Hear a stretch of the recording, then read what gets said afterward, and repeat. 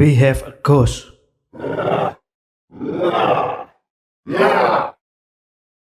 Halo teman-teman, bagaimana jika kalian bertemu hantu tapi malah ngerasa lucu?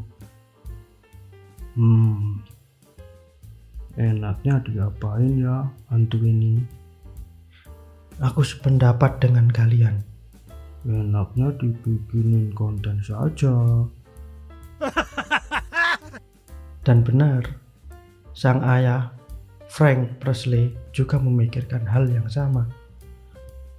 Dia memposting hantu Ernest yang nantinya diketahui bahwa itu adalah Randy.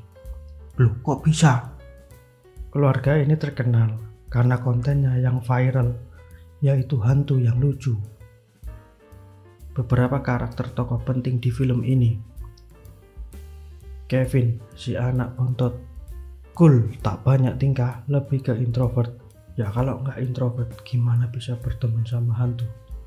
Menurutku pemeran Kevin, dia mirip sekali sama Michael Jackson saat masih muda di Jackson 5. Joy, si gadis ceria, ngambil jurusan seni dan musik, tapi berbakat hacker juga loh. Jadi hati-hati ya guys. Kalau punya cewek macam gini, retas-meretas password sudah makanannya sehari-hari.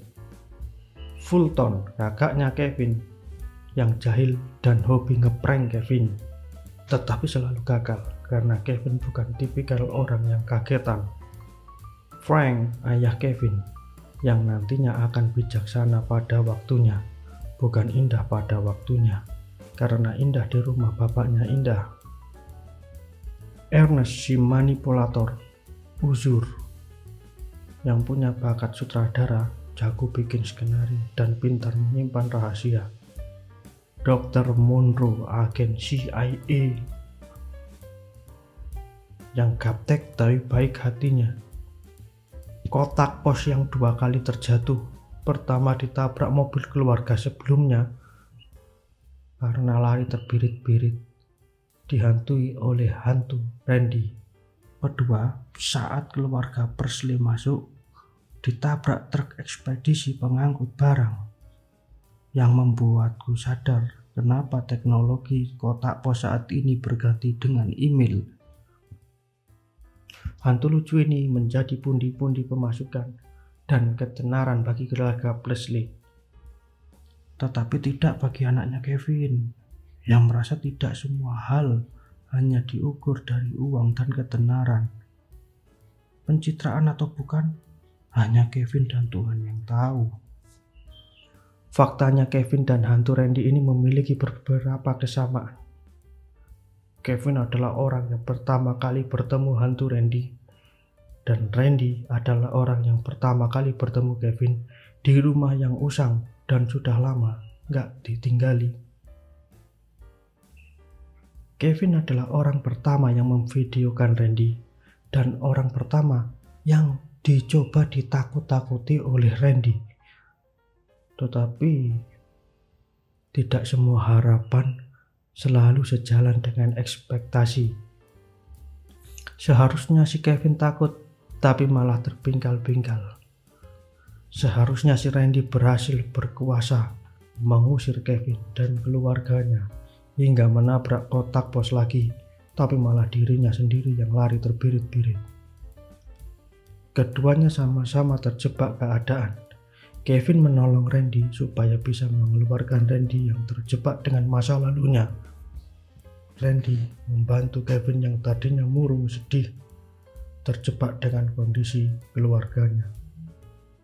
Ada juga kemiripan Kevin dan Joy, sama-sama bisa memainkan alat musik. Kevin bisa main gitar, sedangkan Joy bisa main saksofon. Tapi keduanya enggan membuat band, juga enggan membuat single lagu, karena ini film horor, bukan drama musikal. Kita akan dibawa ke dalam perasaan simpati dan iba kepada arwah Randy. Saat Dr. Monroe meraba wajah Randy, awalnya gembira, haru biru perasaan hatinya, karena Dr. Monroe bisa meraba wajah makhluk entitas seperti Randy ini. Karena itu adalah impiannya sejak kecil. Tapi tiba-tiba Dr. Monroe iba hatinya hingga meneteskan air mata dan membantu arwah Randy untuk keluar dari laboratorium CIA. Cerita haru dan bangga antara ayah si Frank yang berusia 45 tahun mengakui kesalahannya dan meminta maaf secara elegan ke anaknya sendiri yang berusia 16 tahun. Dan tak selesai di situ saja. Ayahnya mengakui bahwa usia anaknya yang 16 tahun memiliki hati yang lebih baik daripada usia ayahnya yang 45 tahun. Seperti yang kita tahu, meminta maaf dan mengakui kesalahan itu saja sudah sifat kesatria. Puncak perasaan emosi saat kita digiring cerita istri Randy. Evelyn meninggal dan Randy difitnah oleh Ramona, istri Ernest, yang katanya Randy mentelantarkan anaknya yang berusia 4 tahun. Padahal jelas-jelas si Randy selalu care kepada si June. Hingga pada akhirnya Randy mempertemukan June dengan bibinya, Ramona. Hari itu juga detik-detik Randy meregang nyawa di tangan Ernest dan dibuatlah skenario kematian tentang Randy. Pesan dari film ini adalah bertemanlah dengan tulus. Jika kalian berteman dengan tulus tanpa kalian meminta tolong, pasti akan tertolong juga. Seperti di film ini, saat Randy nggak bisa bicara, Kevin berinisiatif menolongnya tanpa mengharapkan imbalan, seperti dolan hijau dan ketenaran. Tapi gara-gara Randy juga, si Kevin juga bisa dapat joy yang mungkin ini buah dari ketulusan.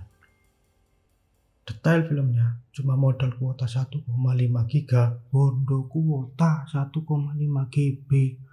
Siapkan selimut, rebahan, close the door, close the curtain, close beban pikiran, nonton filmnya.